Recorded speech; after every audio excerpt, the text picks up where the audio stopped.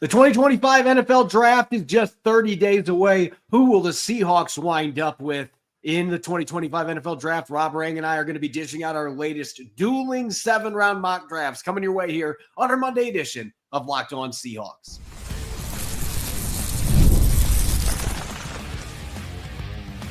You are Locked On Seahawks, your daily Seattle Seahawks podcast, part of the Locked On Podcast Network, your team every day.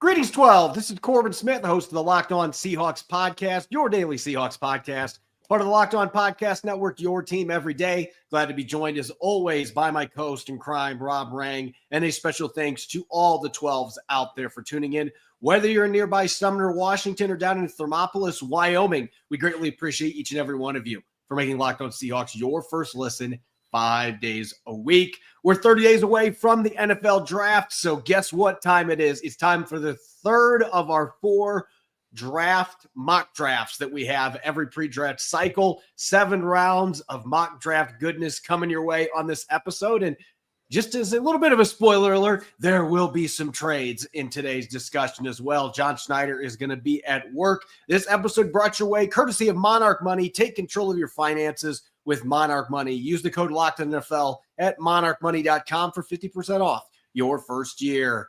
All right, Rob, let's get to it here. Our third of 4 7-round mock drafts. And the first one, we don't allow trade. The second one, we only allow 1 trade. Then the third and fourth one, it's basically, I don't care how many trades you make because you're John Schneider. We're trying to peg what he's going to be doing when we get into the draft next month. That being said, the Seahawks start in the first round with pick number 18. What direction did you decide to go in this latest mock draft?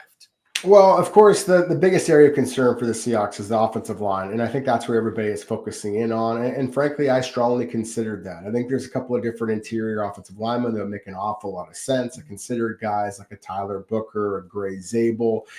They make an awful lot of sense. But at the same time, in the last mock draft that I did with the Seahawks and with you, Corbin, of course, was I had Seattle taking the wide receiver from Missouri, Luther Burden III, and I still believe that is in play. However, one of the reasons that I didn't have Byron Murphy to the Seahawks a year ago was because I didn't think that there was any way in hell that he was going to fall into their lap. So there is a wide receiver in this class that I think if he does fall into their lap, they absolutely check so many boxes for that need for a big wide receiver after you trade away DK Metcalf. And of course, the man that I'm referring to is Teteroa McMillan, the 6'4", 215-pound wide receiver from Arizona that I just think would make such sense for the Seahawks because of his size, because of his speed. And it's good speed, not elite speed. The scouts I talked to at his pro day, that he basically came in at about 4.53 in the 40-yard dash. It's not the 4.2s, 4.3s about some of the other wide receivers that we've discussed. But at the same time, his ability to pluck the football, his acceleration, once he gets the ball in his hands, it's a lot of the same type of things that I've been, singing the praise of Luther Burden for in the past. But McMillan, again, is 6'4".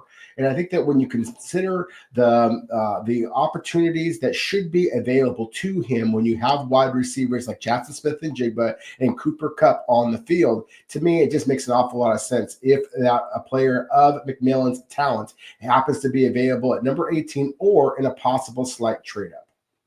Yeah, it's interesting because you and I were thinking on the same tangent. When I was doing this mock draft, I was looking at it from the perspective, who is going to be this year's Byron Murphy? Who is going to be that really good player that everybody's saying is top 10 that somehow falls in this case to pick number 18? It was 16 last year. And maybe Ted McMillan ends up being that player. But I also looked at this from a little different lens because everyone listening to the podcast remembers, because of the Leonard Williams trade, the Seahawks did not have a second-round pick last year. They've got 2 of them now because of the DK Metcalf trade, acquiring a second-round pick from the Steelers. They got 50 and 52.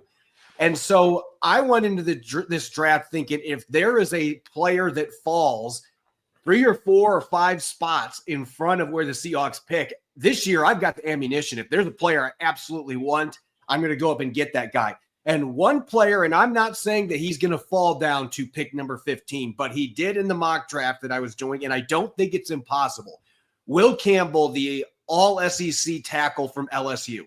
is a fantastic player, one of the best pass protectors in this entire draft class, an outstanding athlete. He's got the nimble, dancing feet that you are looking for in a zone blocking scheme, but he's got sub 33-inch arms. And my biggest concern for Will Campbell in the NFL, he was able to withstand that at college. But I think NFL speed rushers having that short of arms is going to create some problems for him playing on the perimeter. I do think he can play guard, though, and be an all-pro caliber guard within a couple years. He's that kind of a talent. He will smack you. He's got heavy hands. This isn't just a soft dancing bear. He can drive guys off the line of scrimmage.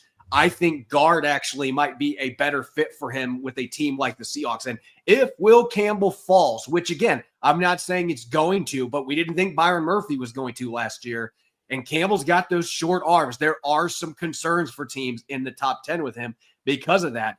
If he falls to pick 15, as he did in this scenario with the Atlanta Falcons, who have got several offensive linemen they've invested draft picks in, Seattle can offer up one of their second-round picks. I was able to do that. I sent pick number 52 and pick 18 up to the Falcons in exchange for 15 and pick number 118, which is a fourth-round pick. So it's a pick swap of sorts. But go out and get Will Campbell, who, listen, I could see him being a really good tackle in the NFL. Arm length has not always been something that has prevented college tackles that were elite ones from being able to handle it at the NFL level. But a lot of times it doesn't work out. I think in Seattle's system, though, this is a game-changing guard that comes in right away, starts for you, incredibly intelligent player that has power. He's got athleticism. And I think Sam Darnold would be calling John Schneider immediately after this pick and maybe in joyful tears thanking him for this selection, because he has been one of the absolute best pass protectors in college football for the last 3 years. Basically, since this kid came out of the womb, he's been able to pass protect. The last 3 years, he's been fantastic for LSU. I think he is a guard in Seattle's system, and he is one that is worth trading up for. Yeah, and that's the thing is you use the term a game-changing guard, and there's just not very many of those. And so that would be, if I was going to push back on this, is just the history of NFL teams, not just the Seahawks, but of trading up for an offensive lineman is relatively rare. But at the same time, I 100% agree with you. Campbell is a terrific football player, that he could slip down a little bit because teams are going to view him as a little bit of a tweener. It's the same reason why I think that there's a chance that McMillan could slip down the board. Look, I know that there's an awful lot of analytical websites out there who think that Ted McMillan is going to wind up going in the top 5. It's not going to happen. Now, I mean, a wide receiver who runs in the 4.5s that has self-professed that he is not real big on watching tape and watching football. I mean, he just kind of basically says that he watches it in the team meetings and things like that. That's the kind of stuff that's going to spook teams a little bit. And he does not have a very good 10-yard split. That's critical in today's NFL, just like arm length is for those speed rushers. So I do think that there is a realistic possibility that both of these two players wind up falling down the board a little bit. Will they fall all the way down to number 18? I don't know. But to your point about the idea of Sam Darnold calling up John Schneider with tears of joy, I think that he might have some tears of joy too when he sees some of the big plays that Ted McMillan has on his tape. And this is a guy that, again, similar to Will Campbell, the SEC Jacobs Blocking Trophy Award winner this past season, with a new quarterback, that's really hard to do. But with Ted McMillan, this is a guy that had averaging 1,350 yards each of the past 2 seasons. And despite the fact that, of course, Arizona changed head coaches a couple of years ago. Now, Jed Fish is, of course, the University of Washington head coach and has some ties to the Seahawks as well. So, again, to me, these are realistic scenarios. I don't know that either one of them are actually going to wind up dropping to number 18, but I do think that it's possible that they're in that 12 to 15 kind of range. And that Seattle, as you mentioned, now has the draft ammunition to be able to make an aggressive trade if they wanted to. And one last thing that I'll say on the Will Campbell pick, and this was something else that crossed my mind. Abraham Lucas and Charles Cross are both entering the final year of their deals. Now, I expect Charles Cross is going to get a 5th-year option picked up, and I expect there's going to be an extension from everything that I've been told. Abe Lucas, we got to see if he can play an entire season healthy, but this is a situation where it could be like Peter Skoronski from Northwestern, where Tennessee picked him in the top 12 selections and moved him inside to guard but still has potentially a future playing tackle in the league. Seattle could very easily decide to do that with Will Campbell, and he could start in the NFL as a guard. It gives you some flexibility while also immediately upgrading the interior of your line. So I think both these picks would make a ton of sense, as we've echoed, and I think they are realistic that at least one of these guys could fall into the range where Seattle, if they desired the prospect, could trade up and get him. And now they do have the draft capital to be able to move up a few spots in the first round and do something that John Schneider has typically not done in the first round, at least, moving up to get a coveted player. When we return, we've got a bevy of day 2 picks, a ton of prospects that we are going to be taking deep dives into. That'll be coming up next year as we continue our latest dueling mock drafts on Locked On Seahawks. Ever check your bank account and wonder, where did all my money go? Between dining out, online shopping, and entertainment, it's easy to lose track. That's where Monarch Money comes in, your personal CFO, giving you full visibility and control over your finances. Monarch Money isn't just a budgeting app, it's a complete financial command center. You can track all your accounts, investments, and spending in one place, so you stop just managing your money and start building wealth. When I started using Monarch, I realized just how much I was spending on pizza delivery. Now I budget smarter and save more money. At least I think I do. Instead of juggling multiple apps, you can see Monarch to check your finances, track spending, and even plan long-term goals. Managing money with your partner is smoother than ever. You can track shared and personal accounts, set goals, and stay on the same page without the stress. Take control of your finances today with Monarch Money. Use the code LOCKEDONNFL at monarchmoney.com for $50 or 50% off your first year. That's monarchmoney.com, code LOCKEDONNFL for half off your first year. This episode is also brought your way by FanDuel. March Madness is here. FanDuel is giving you the chance to get in the action like never before. Right now, new customers can get $200 in bonus bets when your first $5 bet wins. That's 200 extra bucks to use on everything from buzzer beaters to Cinderella stories and even who's cutting down the nets. I've got my eye on the number 10 Arkansas Razorbacks. They are now the darlings of the NCAA tournament going into the third round. FanDuel makes it easy to back them with spreads, totals, and game props. With tournament games happening almost every day, there's always something exciting to bet on. The FanDuel app is simple to use, and when I win, I get paid instantly. No waiting around. So visit FanDuel.com and get in the college hoops action all tournament long. Welcome back to the Monday edition of Locked On Seahawks. I'm your host, Corbin Smith. He's Rob Rang. A special thanks to each and every one of the 12s listening in. And thank you, as always, for making Locked On Seahawks your first listen 5 days a week.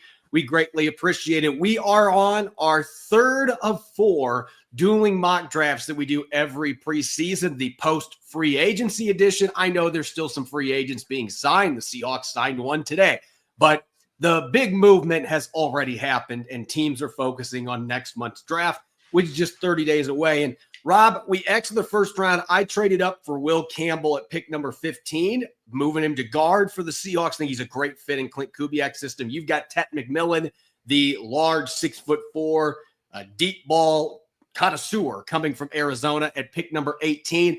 Let's go now to day number 2. And since I moved up to pick number 15, I don't have 2 second rounders anymore. I shipped pick 52 to the Atlanta Falcons, so I've got pick 50. I did add a 4th rounder, so they had the same number of picks. But Rob, you get 2 second round selections. Let's take a deep dive into who you're picking.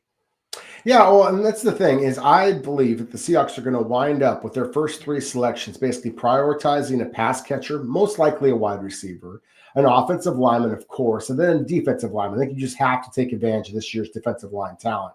So while you went with the offensive line with your first selection, Corbin, I'm going to save that for pick number 15. I'm going with Donovan Jackson, the big guard from Ohio State, of course, moved outside to play left tackle during Ohio State's national championship run. And it is that pedigree, the blue chip player that he is, playing for a blue blood type of a program. I think that he is going to wind up playing in blue for the Seattle Seahawks when it's all said and done. His ability as a zone blocker, his experience as a 4-year starter, the tackle guard versatility that you had mentioned before, with Seattle having some questions about Charles Cross and Abraham Lucas and their upcoming contracts, all those things to me just kind of stamp stamp it down here, that I really think that Donovan Jackson make an awful lot of sense for Seattle. And then, as I mentioned before, when it comes down to where I think that Seattle is going to be prioritized, is going to be those three positions: wide receiver, offensive line, defensive line, in whatever order. But I do think that one of the defensive tackles in this class, and we talked about him before, Joshua Farmer from Florida State, to me, is one of those big, strong guys that really just stands out on tape. Just the thickness of his legs, his power, the fact that Florida State, of course, struggled this past season after getting into the, deep into the playoff and all that kind of conversation. Excuse me, not the playoff, but getting into undefeated ACC season and all that kind of stuff a year ago. A lot of players that didn't have Joshua Farmer's character would have just kind of given up. And to me, he played his best football this past season. So really excited about plugging him into the Seattle's rotation on the defensive line. Yeah, I only have 1 second round selection. If I had two, then certainly the guys that you mentioned could have made sense. I took my guard at pick 15, but I'm with you. I don't care that Cooper Kupp was signed, Marquez Valdez-Scantling would sign. Seattle needs to go get a new alpha to go with Jackson Smith and Jigba at the receiver position, and preferably somebody that's got size. You went out and got Tet McMillan. I'm going to make a really bold claim right now, and there's going to be some fans that don't agree with this.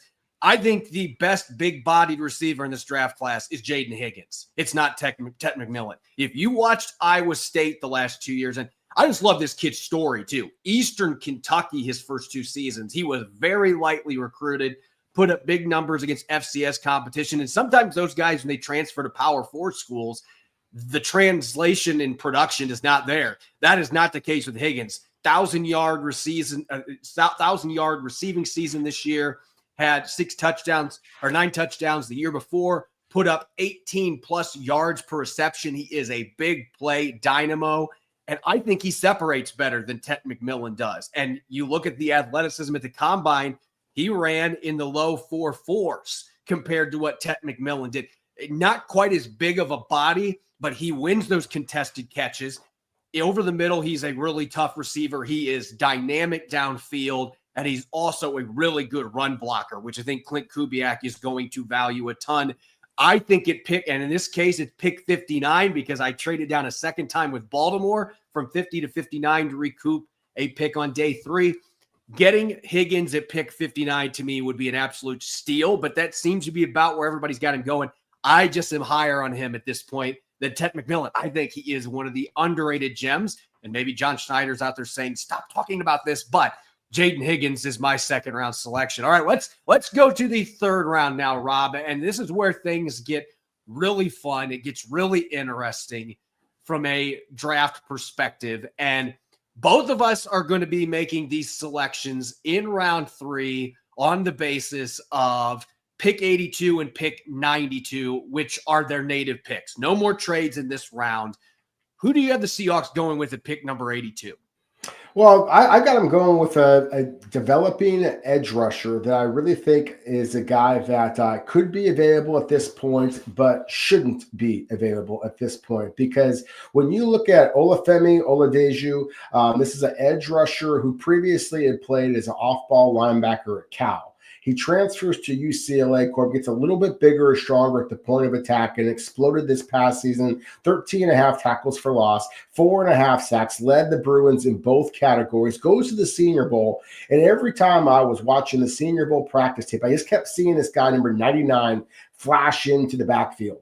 And I thought, who the heck is this guy? And then, started to watch him a little bit more. And again, he's raw because he made that switch from off-ball linebacker to an edge rushing role. And a lot of the teams that are going to be investing a top 100 pick in an edge rusher are going to want some immediate bang for their buck. And of course, the Seahawks have all kinds of pass rushers. But as we've talked about, Seattle needs to be developing young players because who knows what's going to happen long-term with a player like a Uchenna Nwosu, for example, even though there's the contract extension. We know Derek Hall and Boye Mafe are going to be, looking for their payouts here pretty soon as well. So I do think that this is, again, a draft class where the Seahawks are going to be looking to develop young talent because they recognize the fact that they are going to be needing to replace those guys that are going to be looking for big contracts. So to me, Oladeju is exactly the type of developmental prospect I think has a big-time upside to him. And then finally, the conversation is going to have to start switching to the quarterback. And I don't think that the Seahawks have to take a quarterback at this point, but to me, there are so many similarities between Seattle signing Sam Darnold and Seattle signing Matt Flynn years ago. And then, of course, they came back in the third round, number 75 overall, took Russell Wilson.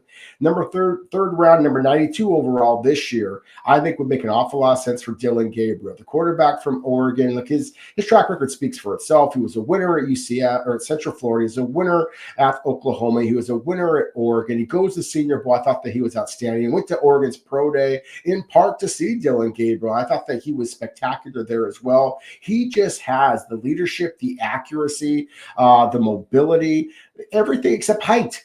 And that, to me, is, again, the exact same storyline with Russell Wilson. So, to me, Dylan Gabriel will make an awful lot of sense for the Seahawks at this point in the draft.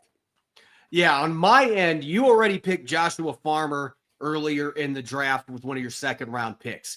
I'm getting my big man at pick number 82, and I'm staying with the Texas Longhorns. I'm going to get Byron Murphy and Alfred Collins back playing together. And Alfred Collins does not have gaudy pass rushing stats. He doesn't even have pedestrian pass rushing stats in terms of sacks and quarterback hits.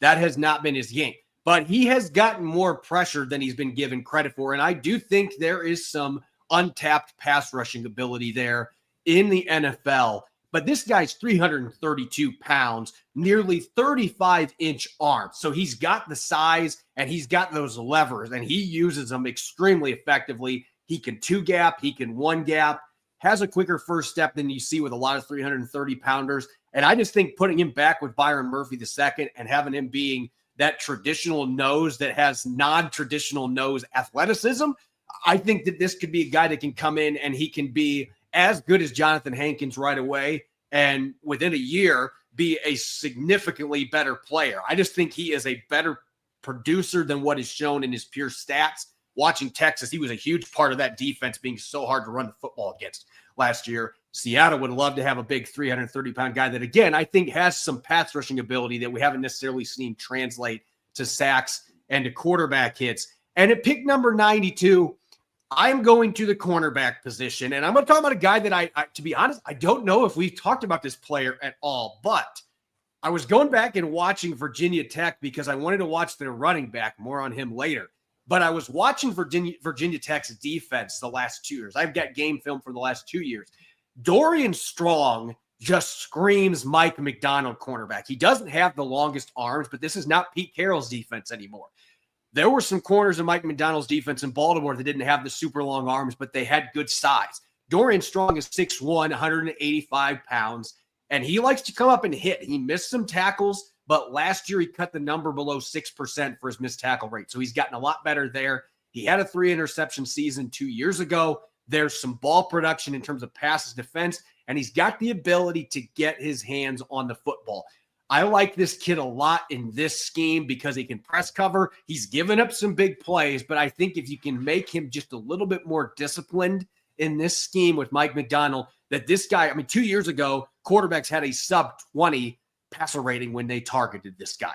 I think Dorian Strong is one of the underrated corners in this class and would be a really good fit for the Seahawks on day 2.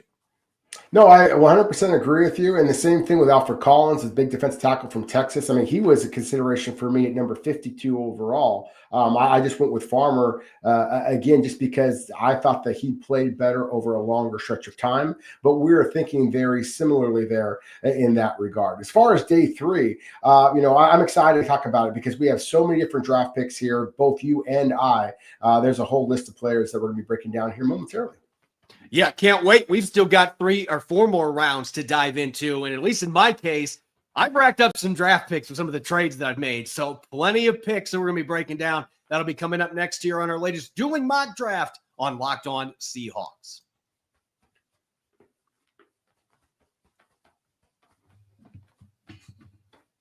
Welcome back to the Monday edition of Locked On Seahawks. This is Corbin Smith. Glad to be joined as always by my co-host in crime, Rob Rang. And a special thanks to all the 12s who are listening in. Thank you, as always, for making Locked On Seahawks your first listen 5 days a week. We greatly appreciate it. For your second listen, don't forget to check out Locked On NFL Draft with Damian Parson and Keith Sanchez. The season is now over. Get the latest draft rankings, rumors, and news every day. Find Locked On NFL Draft on YouTube and wherever you listen to your podcast. Speaking of the draft, we've got 4 more rounds in our latest Dueling mock draft. And look, I've already made a couple trades. I've recouped a pick. We're going to have some fun with this one going into day number 3. Let's talk the 4th round. And Seattle goes into this draft with 1 pick in the 4th round, but I acquired pick 118 from the Falcons as part of the deal to move up from 18 to 15. So I've got 2 selections I'll be diving into. You stuck with your 1 at pick 137. Who do you have the Seahawks going with and why? Well, the same reasons that you just went with Dorian Straw in the corner from Virginia Tech. I'll go with another traditional ACC team in Louisville with Quincy Riley. This is a guy that, again, splashed at the Senior Bowl, wasn't quite as fast at the Combine as people were expecting. 4.48 in the 40-yard dash, a good time, not an elite time for a quarterback, but he has got the pure man coverage skills that, frankly, I think that some of the Seahawks corners lack, at least when you get past your superstar in Devin Witherspoon, and Tariq Woolen, when he is locked in, can also play, exceptional man-to-man football. But at the same time, as we talked about with the offensive linemen, and the Seahawks have to be kind of planning ahead, the same thing here with Tariq Woolen, who's going to be entering the final year of his respective deal. So I do think that Quincy Riley would make some sense from Louisville at this point in the draft. And then I'll just quickly jump in with another ACC player, Georgia Tech's tight end Jackson Hawes. As you mentioned, Seattle just made the signing of Eric Saubert, the tight end from the San Francisco 49ers. He is a bit of a journeyman at this point. I think the Seattle needs to get bigger and more physical at the point of attack in terms of just being a run-first kind of a team at times. And I think that Jackson Hawes, at least in my opinion, is the best run-blocking tight end in this draft class. 5th round might be a little bit early for some, but I think that if the Seahawks decide that they want to, really try to find a guy that's going to be bigger and more physical at the point of attack, then you might have to reach for him a little bit. I think that Jackson Hawes is going to be a heck of a football player for an awful long time in the NFL, but just a little bit one-dimensional. Yeah, the 4th round, as I mentioned, I acquired pick 118. I still have pick 137. And listen, I loved the value picks that I was able to get here. And you talked earlier about UCLA's rusher Odejato, or however you pronounce his name, who had a really good performance at the Senior Bowl, but he's considered raw. David Walker coming from Central Arkansas. The big question for him is the competition playing at the FCS level for the Bears. But when he went to the Senior Bowl, he also had a really good week. He had an excellent combine overall, a 7.15 recone drill at 263 pounds. He's got outstanding change of direction skills, which I think might be the most important skill for an edge rusher in the NFL. And he's been a stout run defender. He's had double-digit sacks 2 of the last 3 years at Central Arkansas. He screams Mike McDonald defender because even though he's short and kind of squatty build, he's got fairly long arms for a player that size. And he's physical. He's tough. Seattle needs those kind of guys. And then at pick 137, you picked Dylan Gabriel earlier. Kyle McCord has been a popular pick for me in these mock drafts. 2 of the 3 now I've picked him. I'm picking him again at 137 because it just looks to me like if Clint Kubiak, if we're looking at what he's wanting in Sam Darnold, Sam Howell's currently on the roster, I don't know if Sam Howell does the things that he's looking for at the quarterback position, but Kyle McCord's got that quick release. He's got the ability to get the ball downfield. This kid is tough. He'll take a beating in the pocket, and he demonstrated much improved decision-making in the second half of this season.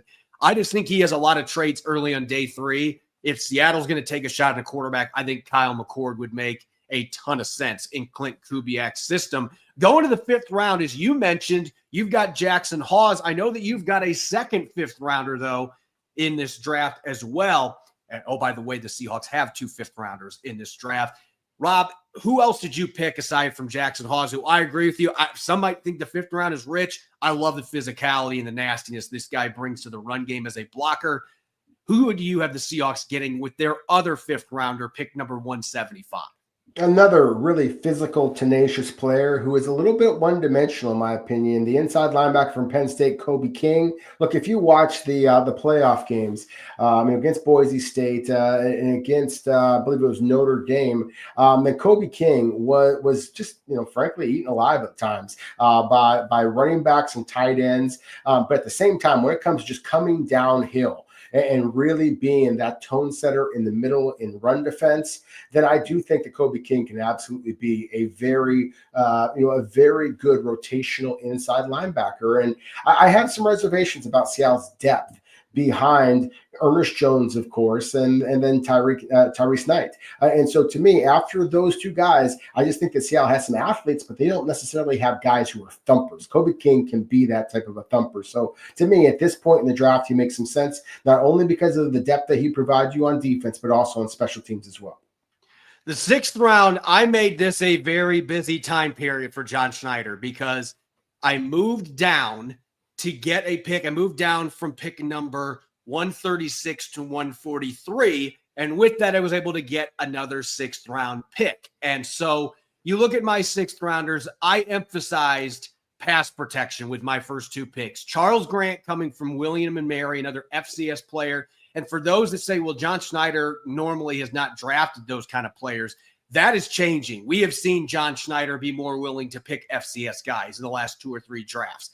And I think it's because, quite frankly, the gap between FCS and FBS is getting much tighter as we go. And I think there's a lot more talent down there. And again, Senior Bowl FCS guys, Charles Grant is another one of them that played at the Senior Bowl.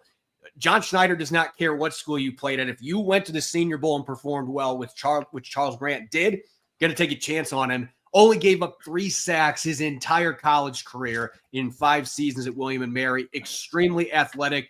My 2nd, 5th rounder, going to the interior, everybody wants an answer at center. I don't know if Jake Majors is a long-term starting answer, but I can tell you this, he didn't give up a sack the last 3 seasons combined at Texas. And he's not a bully. This is not a guy that's physically going to knock guys off the line of scrimmage, but he's above average athlete, and he's a pretty darn good zone blocker. And, oh, by the way, he's really intelligent. They rave about him at Texas. Jake Majors is a guy just like Oluwatimi a couple years ago.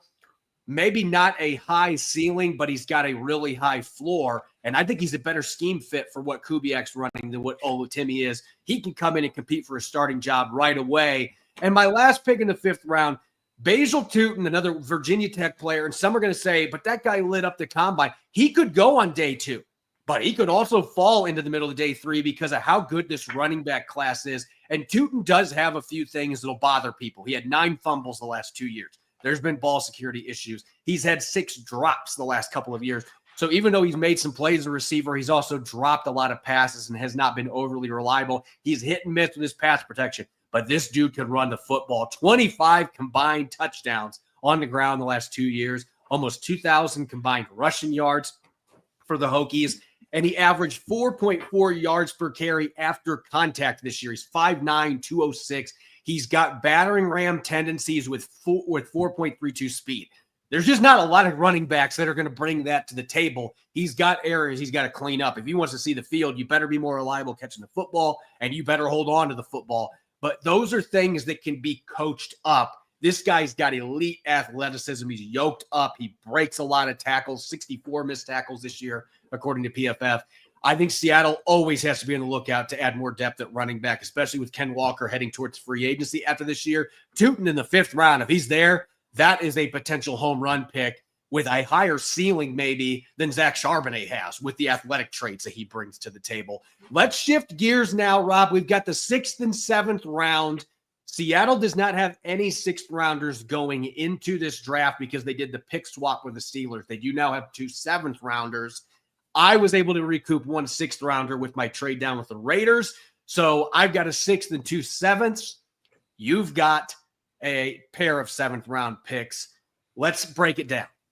Okay, and as you talked about a moment ago, I mean the Seahawks have shown greater willingness to go with some small school players. You think about, last year they took Mike Jarrell out of Finley. 2 years ago they took Jarek Reed out of New Mexico, not as small a school as Finley, of course, or Jarick Young from Lenore Ryan 3 years ago. But still, that's 3 years in a row that Seattle's used either a sixth or a seventh round selection on a relatively small school prospect. And so I say all that, and the next selection I'm going to have is actually a guy from the University of Georgia. Quite the opposite of small school. But at the same time, Dan Jackson was originally a walk-on. He was not invited to the combine. He was invited to the Senior Bowl, where he was voted the best safety of any of the safeties that was invited to the Senior Bowl, and yet still wasn't invited to the combine. He ran in the high 4.4s at his pro day here. He came in at 6 foot, 195 pounds, so a little bit smaller than you'd like, but he plays above his weight class as a hitter.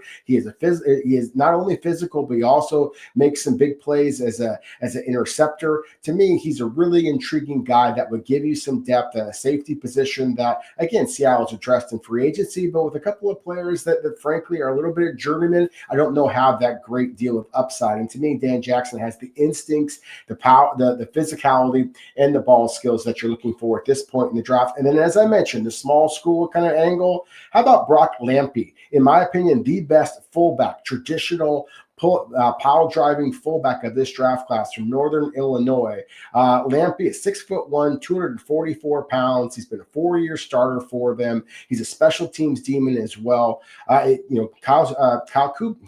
Kubiak, has already talked about the need for a fullback. Rather than trying to project somebody who hasn't played in that position, get a guy who has been playing in that position for a high level, at a high level for an awful long time. And oh, by the way, if you look at Northern Illinois, and their head coach actually coached with Mike McDowell back with the Baltimore Ravens. That's a good point. As well. Yeah. So there's some connection there as well. Yeah, that's a really good point. And if you watch Notre Dame lose to Northern Illinois earlier this year, they ran the ball really well in that game. And a big reason why is because Lampy was laying out big hits as a lead blocker. He was a big part of their success the last couple of years. A fun player. As for me, as I said, I got 3 picks left because of the trade downs that I have done. In the 6th round, bringing in Keaton Crawford, formerly of Texas, finished his college career at Nevada. The Wolfpack were god-awful this year. They were one of the worst teams in the FBS level. But if you watched them play teams like Boise State, they actually hung pretty tough with Boise State. And one of the reasons that they kept that game close is Crawford made several really nice tackles on star running back Ashton Jeanty, and also had a couple pass breakups in that game. He was the one bright spot for this team, and he was just kind of stuck in the shadows with all the talent that Texas has in the secondary. But Crawford's a big guy. He can hit. He's a really good athlete. He put on a show at the combine. It feels like his best football is still out in front of him, and there's a lot of untapped potential there. As for the 7th round, bringing in a guard and a cornerback, and I've already touched these positions, but this first one I'm extremely excited to talk about. Willie Lampkin, 5'10", 270 pounds. That's what he weighed in at the Senior Bowl. But my goodness, you turn on North Carolina film. I was watching a Marion Hampton, the running back who's getting first-round buzz, and a lot of the big plays, guess who he was running behind? The 5'10", 270-pound battering ram. And this guy, look, I know he's light, but he is as short as any guy I've seen coming in. He has leverage that really creates problems, and he is powerful. He knocks dudes off the ball.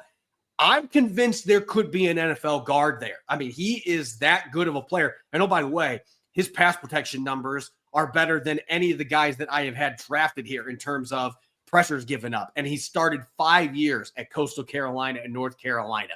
The guy is a baller. I also got to add this. At his size, the athlete he is, you said don't move anybody to fullback. If you're going to, though, Willie Lampkin would be really fun to put at fullback, at H-back, 6 lineman stuff. You could do some really fun things. And my final pick that I made out of Villanova, Isis Waxter, the corner out of Villanova. He's 6'1", 209 pounds. Not the most athletic guy. Ran in the low 4.5s. Not a ton of ball production. Though he did have 3 picks for the Wildcats last year. This past season didn't have near as good a ball production and gave up some big plays. he is capable of being beat downfield, but I actually look at him as kind of a guy that maybe can stay on the outside or maybe can be a converted corner to safety project that can play special teams because he is almost 210 pounds and he comes up and he'll stick people. I think there's potential for him to maybe be a safety convert that can immediately contribute in special teams. And those are the kind of guys that you are looking for in the 7th round. As always, you can follow me on X and Blue Sky at Corbin Smith NFL. You can follow Rob at Rob Rank. Make sure to subscribe to Locked On Seahawks on YouTube and wherever you listen to your podcast to make sure you don't miss a single episode.